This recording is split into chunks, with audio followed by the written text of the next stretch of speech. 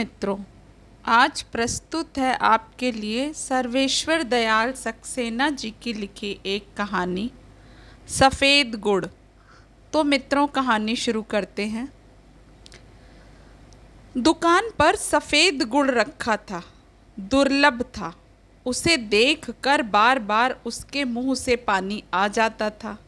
आते जाते वह ललचाई नज़रों से गुड़ की ओर देखता, फिर मन महसूस कर रह जाता। आखिरकार उसने हिम्मत की और घर जाकर माँ से कहा। माँ बैठी फटे कपड़े सिल रही थी।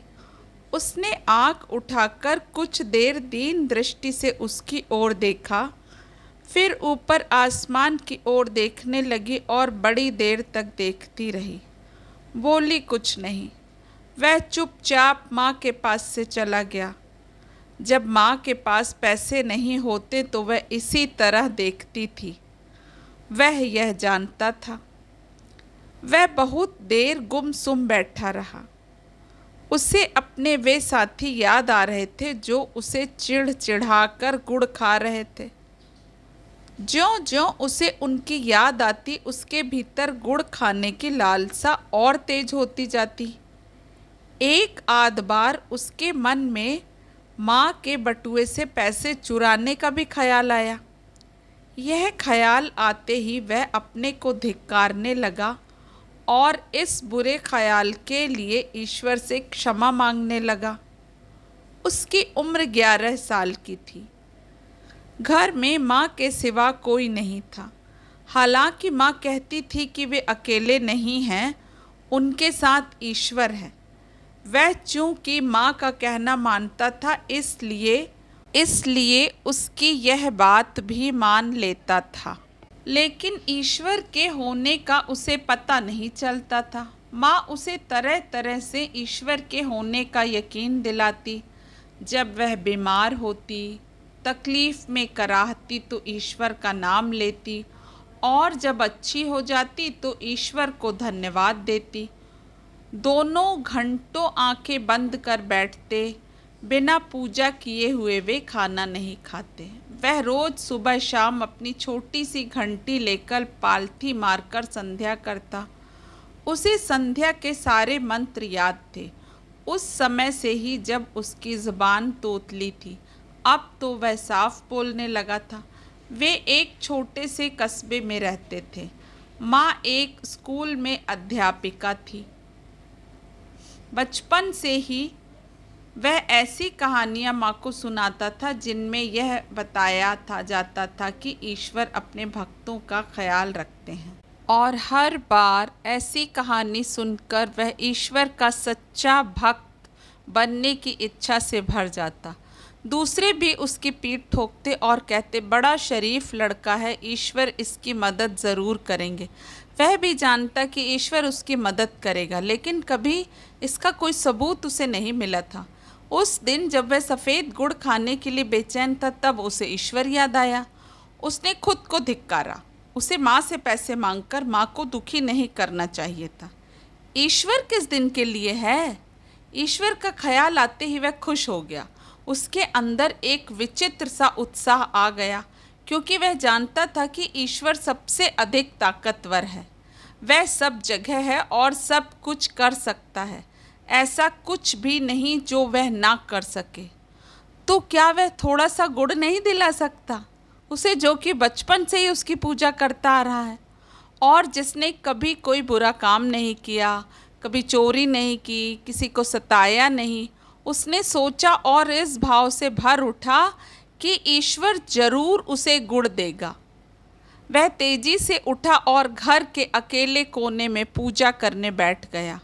तभी माँ ने आवाज़ दी, बेटा, पूजा से उठने के बाद बाजार से नमक ले आना। उसे लगा जैसे ईश्वर ने उसकी पुकार सुन ली है, वरना पूजा पर बैठते ही माँ उसे बाजार जाने को क्यों कहती। उसने ध्यान लगाकर पूजा की, फिर पैसे और झोला लेकर बाजार की ओर चल दिया। घर से निकलते ही उसे खेत पार करने पड़े थे, फिर गांव की गली जो ईंटों की बनी हुई थी, फिर बाजार की ओर चल दिया। उस समय शाम हो गई थी, सूरज डूब रहा था। वह खेतों में चला जा रहा था, आंखें आधी बंद किए, ईश्वर पर ध्यान लगाए और संध्या के मंत्रों को बार बार दोहराते हुए। उसे याद नहीं उसने कितनी देर में खेत पार किए, लेकिन जब वह गांव की ईंटों की गली में आया तब सूरज डूब चुका था और अंधेरा छाने लगा था। लोग अपने अपने घरों में थे, धुआं उठ रहा था, चौपाए खामोश खड़े थे। नीम सर्दी के दिन थे। उसने पूरी आंखें खोलकर बाहर का कुछ भी देखने की कोशिश नहीं की।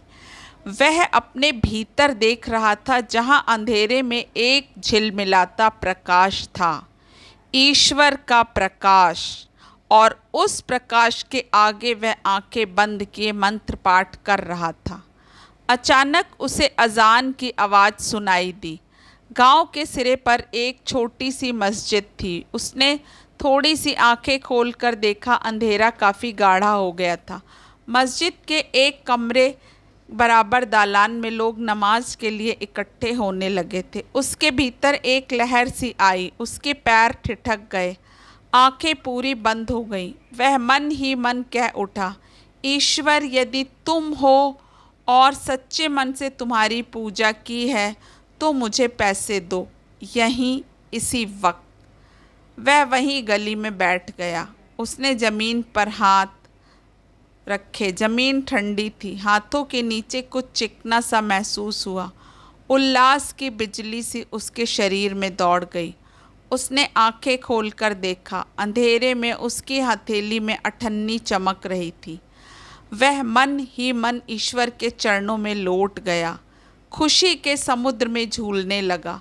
उसने उस अठन्नी को बार बार निहारा, चूमा, माथे से लगाया, क्योंकि वह एक अठन्नी ही नहीं थी, उस गरीब पर ईश्वर की कृपा थी। उसकी सारी पूजा और सारी सच्चाई का ईश्वर की ओर से इनाम था। ईश्वर जरूर है, उसका मन चिल्लाने लगा। भगवान, मैं तुम्हारा बहुत छोटा सा सेवक हूँ। मैं सारा जीवन तुम्हारी भक्ति करूँगा, मुझे कभी मत बिसारना। उल्टे सीधे शब्दों में उसने मन ही मन कहा और बाजार की तरफ दौड़ा। अठन्नी उसने जोर से हथेली में दबा रखी थी। जब वह दुकान पर पहुंचा तो लालटेन जल चुकी थी। पंसारी उसके सामने हाथ जोड़े बैठा था। थोड़ी देर में उसने आंखें खोली और पूछा, क्या चाहिए? उसने हथेली में चमकती अठन्नी देखी और बोला, 8 आने का सफ़ेद गुड़।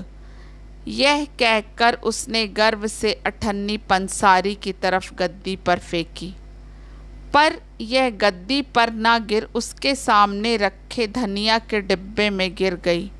पंसारी ने उसे डब्बे में टटोला, पर उसमें अठन्नी नहीं मिली। एक छोटा सा चिकना पत्थर जरूर था, जिसे पंसारी ने निकाल कर फेंक दिया। उसका चेहरा एकदम से काला पड़ गया, सिर घूम गया, जैसे शरीर का खून निकल गया हो। आंखें छलछला आईं। कहाँ गई अठन्नी? पंसारी ने भी हैरत से कहा। उसे लगा जैसे वह रो पड़ेगा। देखते देखते सबसे ताकतवर ईश्वर की उसके सामने मौत हो गई थी। उसने मेरे हाथों से जेब से पैसे निकाले, नमक लिया और जाने लगा। दुकानदार ने उसे उदास देखकर कहा, गुड़ ले लो, पैसे फिर आ जाएंगे। नहीं, उसने कहा और रो पड़ा। अच्छा, पैसे मत देना, मेरी ओर से थोड़ा सा गुड़ ले लो, दुकानदार ने प्यार से कहा और एक टुकड़ा तोड़कर उसे देने लगा।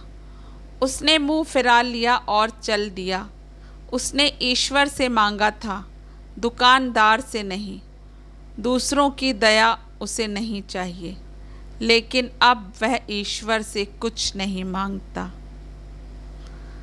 मित्रों, आशा करती हूँ कहानी आपको पसंद आई होगी। अपना कीमती समय देने के लिए आपका धन्यवाद। नमस्कार।